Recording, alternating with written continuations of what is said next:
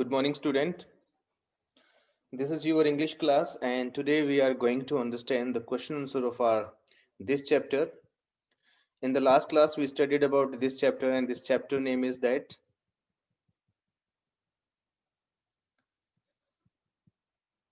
the Happy Man's Shirt.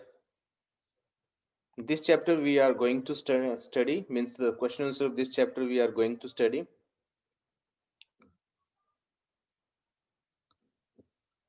Now let's come on the first question. But before coming on the question answer, again I want to discuss with you the summary of this chapter. So in this chapter there was a king. इस chapter में king था. He felt illness means वो महसूस कर रहा था कि वो बीमार था. But actually he was not ill. He had all the luxurious thing. उसके पास हर तरह की luxurious things थी. But from many days he had been feeling like a type of illness. परंतु बहुत दिनों से वो एक illness महसूस कर रहा था. So many doctors came there to cure him, but they all failed. Then a person came there. He said that was old person. He said that I can cure you. उसने कहा कि मैं तुम्हारा इलाज कर सकता हूँ. उस king को कहा. Then he said, okay, please do it. The king said it. Please do like some treatment for me. Then he said, you need to wear for one day a happy man shirt. तो उसने कहा कि एक दिन के लिए तुम्हें एक हैप्पी मैन की शर्ट पहननी है. Firstly, the king denied that. King ने मना कर दिया. I do not wear the shirt of any person. उसने कहा कि मैं किसी पर्सन की शर्ट नहीं पहनता हूँ. But the old man said that by this you can treat to yourself. इस तरह तुम अपना इलाज कर सकते हो. If you wear the shirt of a happy man for one day. Then what happened? The king sent his all the person to messengers in his country, and king said them, go and get a shirt of a happy man. तो ऐसे person की shirt लेके आओ जो खुश हो. So all the messengers went in the country. They tried their level best, but they could not find a happy man. They went to the rich person. They were also like afraid anyone can steal their money, and who were poor, they were also not happy because they did not have the enough work. उनके पास भी काम नहीं था लोगों के पास जो गरीब लोग थे. So ultimately did not find the shirt of happy man. Then in the last they got a person who was like a very hard working person. So that was working hard in his field, and he had not shirt. So when the messenger demanded, please give me your shirt, then he said, I am a happy man. I am खुश, means I am very happy. मैं बहुत खुश हूँ अपनी life से. But I do not have any shirt. But मेरे पास कोई shirt नहीं है.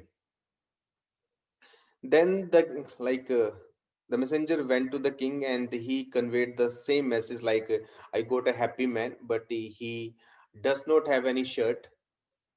Then the king got the message.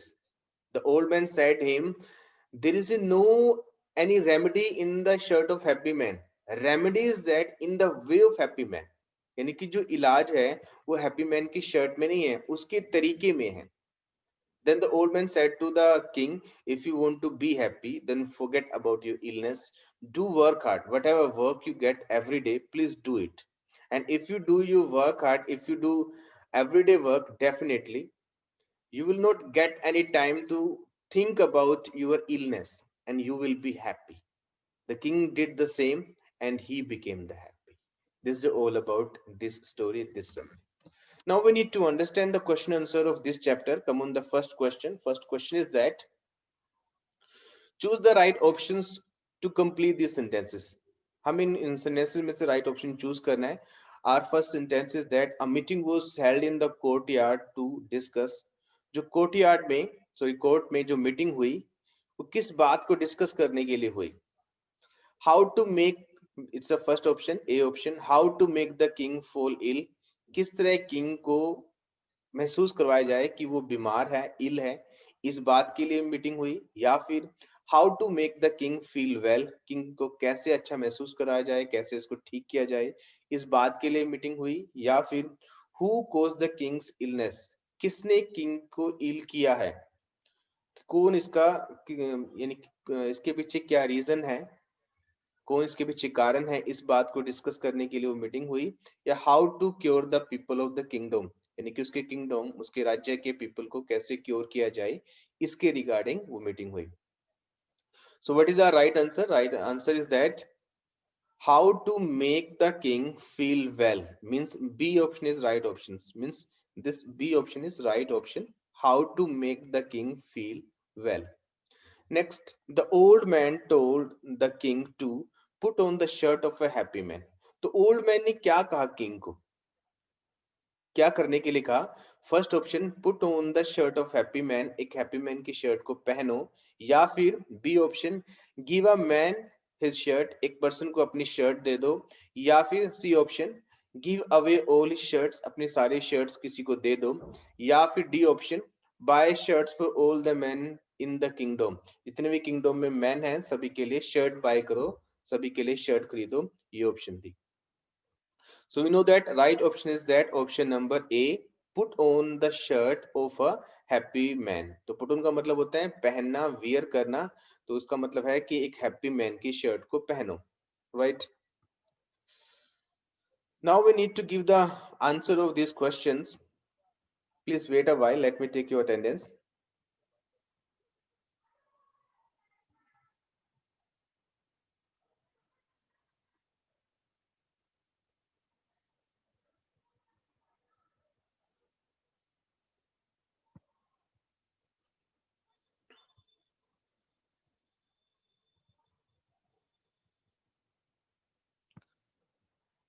Okay, yes. So our first question is that what was wrong with the king? King के साथ गलत क्या था, यानी कि उसके साथ क्या गलत हुआ, किस बात से वो परेशान था? So answer we can write today, I will show the answer to, please let me come on the right answer, wait a while, and even I'll send the answer key too so that you can write the right answer. The king complained that, wait please, the king complained that he was unhappy and unwell. He did not like his food, no medicine had made any effect on him. तो king ने complain की थी, या उसके बाद ये गलती हो रहा था कि वो खुश नहीं था, वो परेशान था, वो कह रहा था कि मैं ठीक नहीं हूँ, वो किसी भी फूड को लाइक नहीं करता था, कोई भी मेडिसिन उस पर काम नहीं कर रही थी, तो ये उसकी शिकायत थी, उस किंग की परेशानी थी, right?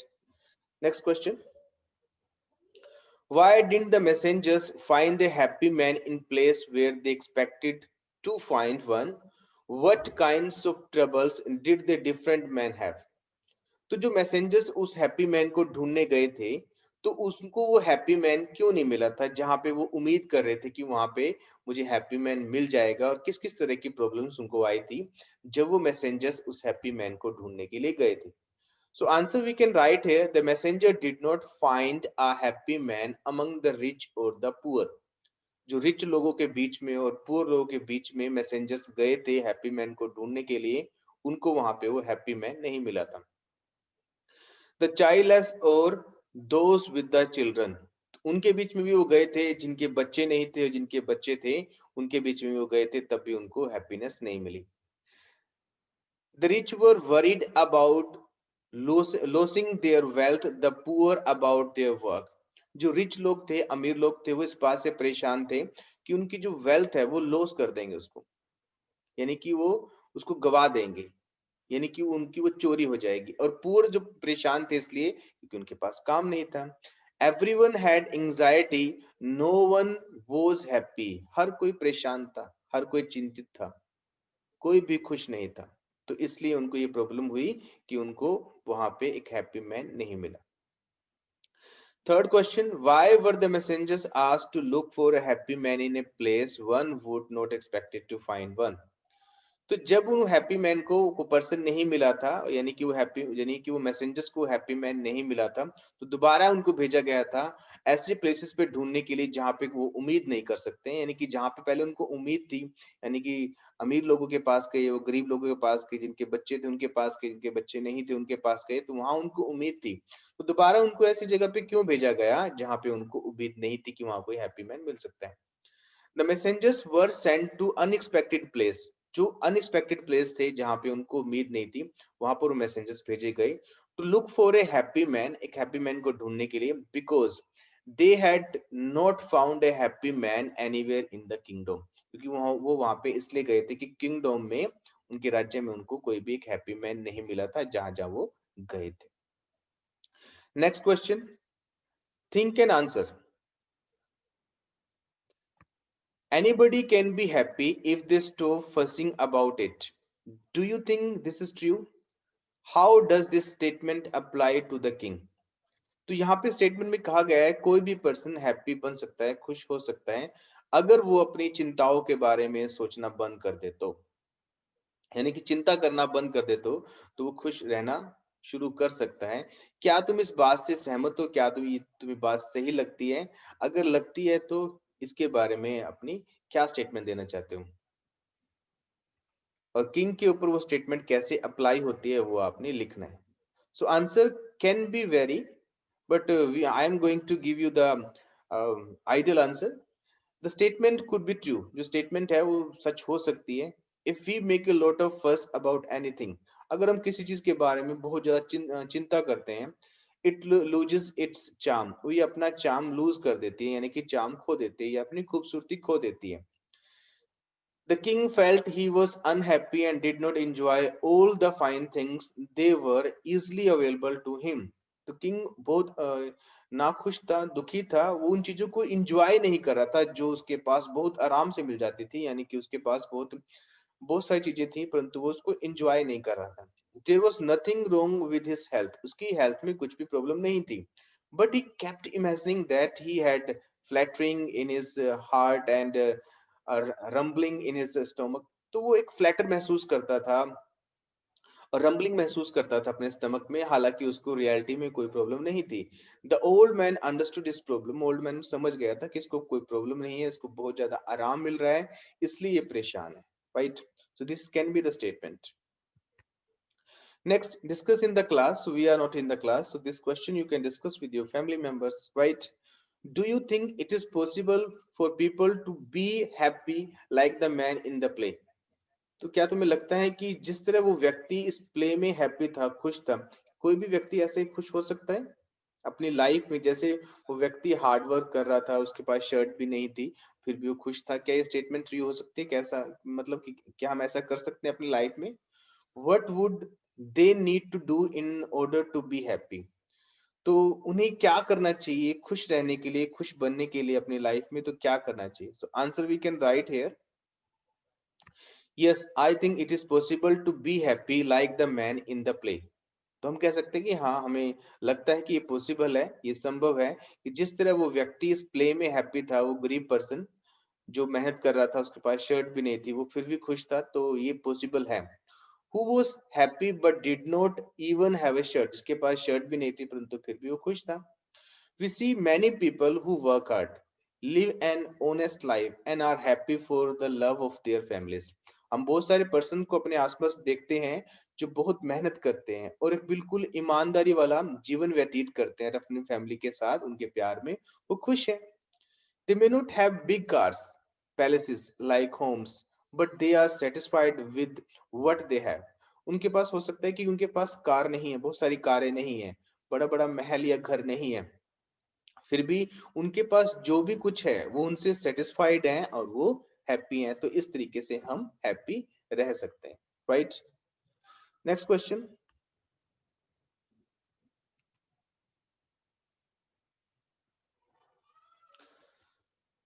Please wait. Using grammar, read these dialogues. The chief counselor said the king has every luxury a person can wish for. Why then the prolonged illness? The first counselor remarked he seems so unhappy.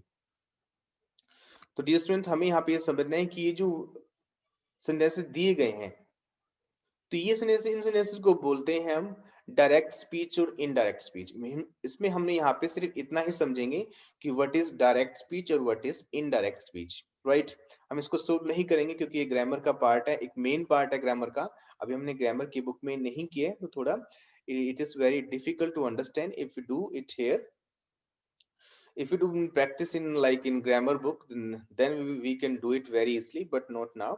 तो बस हम यही समझेंगे what is direct speech and what is indirect speech और reported speech, right?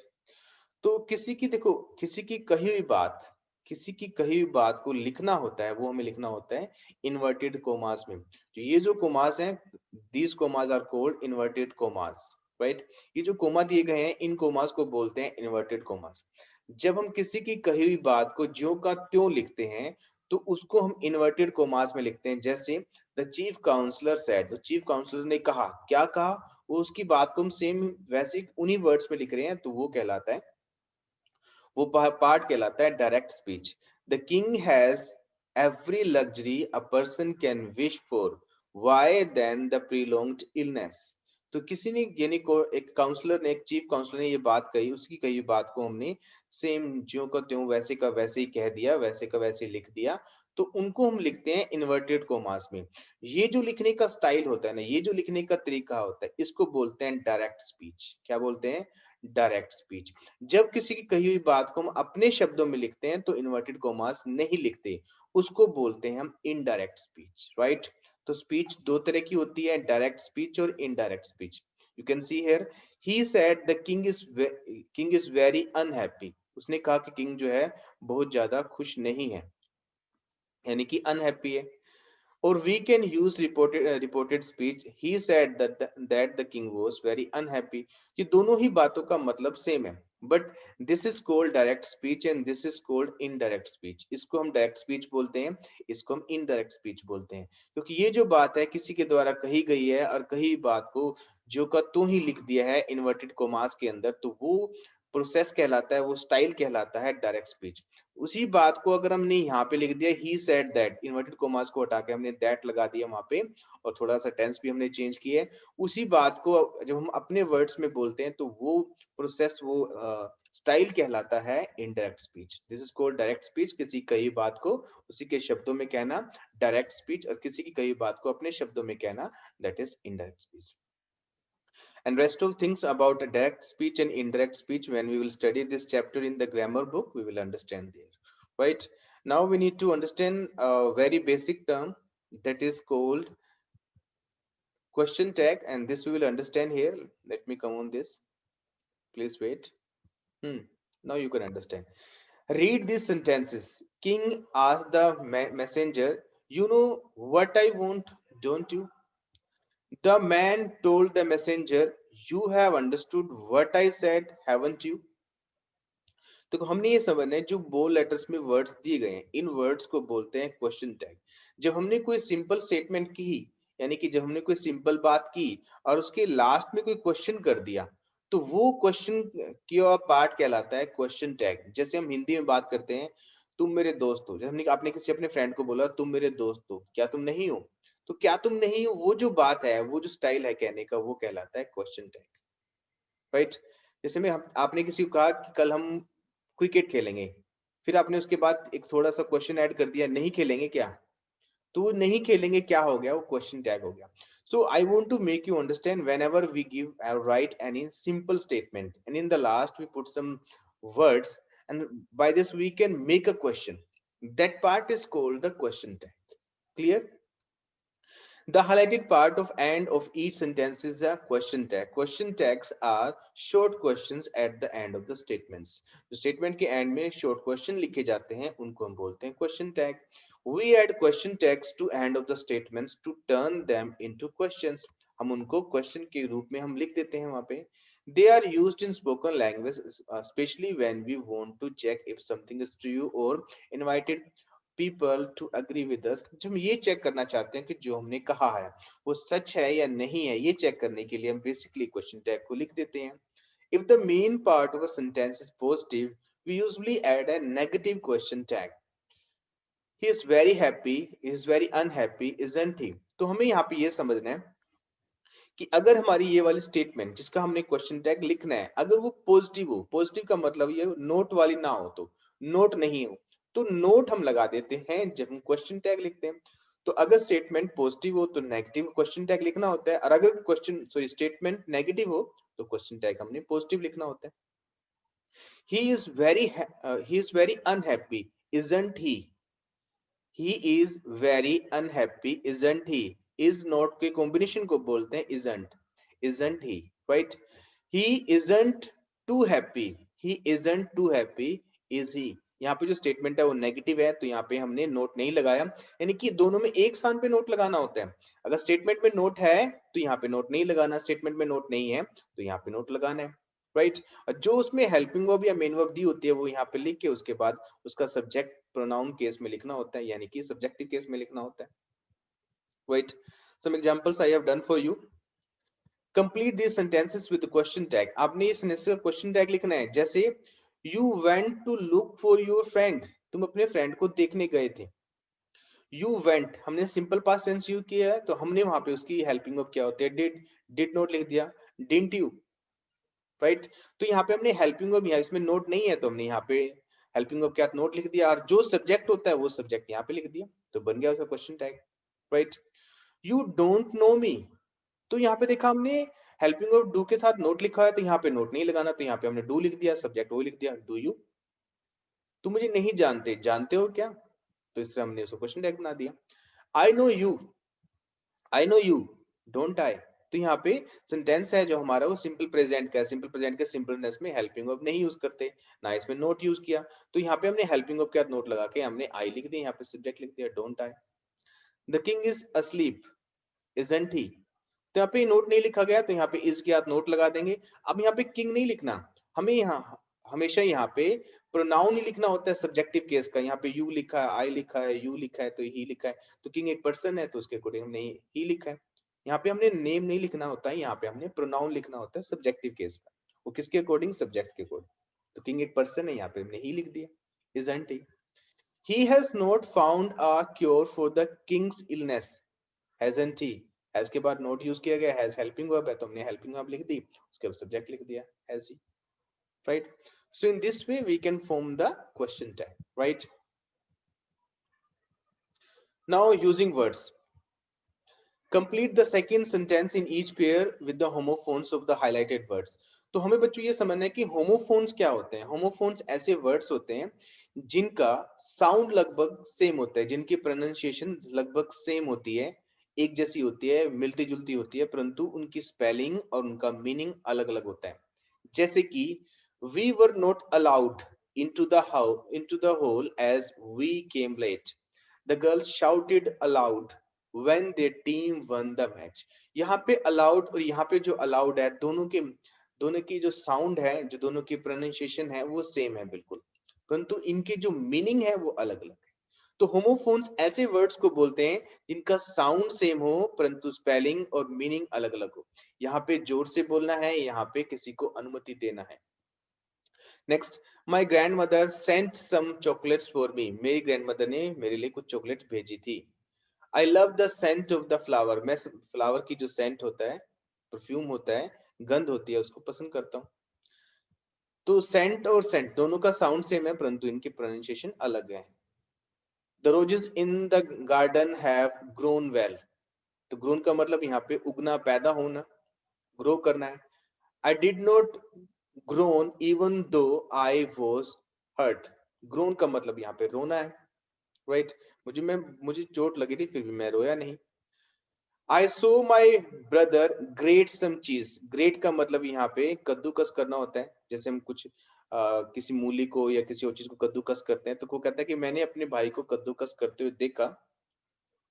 The surprise gift from my friend made me feel great, मुझे बहुत अच्छा feel करवाया। यहाँ पे ग्रेट का मतलब बहुत अच्छा है, यहाँ पे ग्रेट का मतलब किसी को कद्दूकस करना होता है। The workers did not sit idle even for a moment, तो वर्कर जो है वो आइडल यानी निकम्मे नहीं बैठे थे, खाली नहीं बैठे थे। The actor soon became an idol for the teenagers in the country, यहाँ पे जो आइडल का मतलब है फेमस है, यहाँ पे आइडल का मतलब है वो खाली बैठना है। राइट। तो होमोफोन्स उन वर्ड्स को बोलते हैं जिनका साउंड सेम होता है परंतु उनके मीनिंग अलग अलग होते हैं, उनकी स्पेलिंग अलग अलग होती है, right. So these all the things you have to do.